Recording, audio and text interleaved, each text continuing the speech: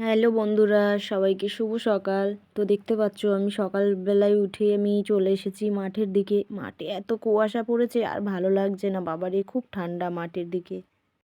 Hi guys, আমি এখন বেরিয়ে গেছি রেডি হয়ে। আমি শস্য খেতে যাব বলে। তো তোমরা সবাই দেখতে পাচ্ছ আমি শস্য খেতে যাব বলে রেডি হয়ে গেছি। আমি এখানে এসেছি কাকিমার বাড়িতে ঘুরতে। তো কাকিমার বাড়িতে দেখতে পাচ্ছ ছোট্ট একটা উনুন। তো কাকিমা বানিয়েছে উনুনটা, আমার কত ভালো লাগছে উনুনটা। উনুনটা এত ভালো লাগছে, তো তোমরা সবাই দেখতে পাচ্ছ বন্ধুরা উনুনটা কত সুন্দর বানিয়েছে। তো আমি এখন চলে যাব শস্য খেতে। শস্য ক্ষেতটা যাব, তোমরা দেখতে পাবে। শস্য খেতে আমি যাচ্ছি। শস্য ক্ষেতটা কত সুন্দর দেখতে। তো এখানে আছে কচু বাগান, আর ওখানে আছে ছোট্ট একটা বাগান। তোমরা দেখতে পাচ্ছ আমি শস্য খেতে চলে যাচ্ছি বন্ধুরা।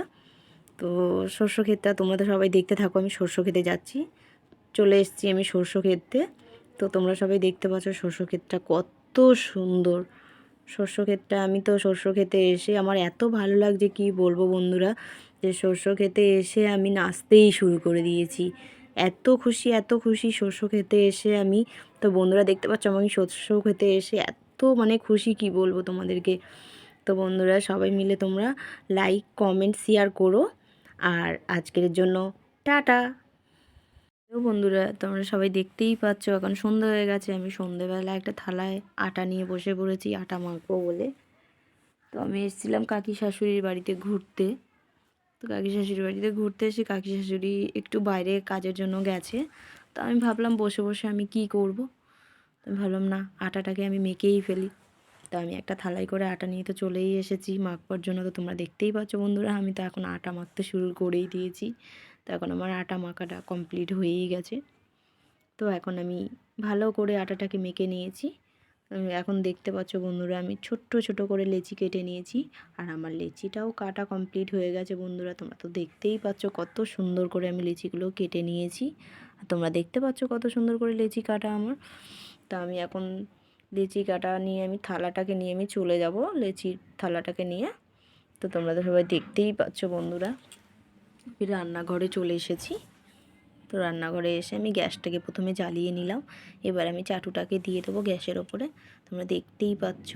আর আমি লেচিটাকে নিয়ে আমি বেলতে শুরু করে দিয়েছি। এবারে তোমরা দেখতেই পাচ্ছ বন্ধুরা আমি লেচিটাকে নিয়ে বেলতে শুরু করে দিয়েছি। আর আমি ভালো করে বেলছি লেচিটা। কেন ভালো করে যদি না বেলি তো লেচিটা তো ফুলবেই না। দেখতেই পাচ্ছ বন্ধুরা আমি কত সুন্দর করে কত আস্তে আস্তে করে বেলছি। দেখতেই পাচ্ছ বন্ধুরা সবাই আমি কত সুন্দর করে বেলছি লেচিটাকে। এখন তো আমার লেচিটাকে ভালো করে বেলেই নিয়েছি। আমার লেচিটা বেলা তো এখন কমপ্লিট হয়েই গেছে বন্ধুরা। তোমরা দেখতেই পাচ্ছ আমি কত সুন্দর করে বেলে নিয়েছি। তো এখন দেখতেই পাচ্ছ আমি এখন চাটুর মধ্যে দিয়ে দিলাম লেচিটাকে। লেচিটাকে উল্টে পাল্টে নিলাম, নিয়ে এবার ফোলাতে শুরু করে দিয়েছি। ভালো করে ফুলিয়ে নিলাম। তো তোমরা বন্ধুরা দেখতেই পাচ্ছ আমি কত সুন্দর করে ফুলিয়েছি। আর রুটিটা যদি ফুলিয়ে রাখি তো রুটিটা খেতে খুব ভালো লাগে। আর দেখতেই পাচ্ছ আর এই আমি মাংস তরকারি করছি। মাংস তরকারিটা হচ্ছে দুপুরবেলার তরকারি। তো আমি এখন সন্ধেবেলায় যে দেবো, এখন আমি গরম করে নিতে হবে, কিছু করার নেই। এটা হচ্ছে লাউ চিংড়ি, এটাকেও আমি গরম করে নিচ্ছি। কেন কাকা শ্বশুরকে খেতে দিতে হবে। তো আমি রুটি, লাউ চিংড়ি আর মাংস তরকারি তো নিয়ে আমি কাকা শ্বশুরকে এখন খেতে দিয়ে দেবো। কেন কাকিমা নেই বাড়িতে, তো আমাকে খেতে দিতে হবে, কিছু করার নেই। আমি খেতে দিয়ে দিয়েছি। তো এখন বন্ধুরা তোমরা দেখতেই পাচ্ছ এখন আমরা দুই স্বামী স্ত্রীও বসে পড়েছি খাবার জন্য। আর ওয়েট করতে পারলাম না, খুব খিদে পাচ্ছিল।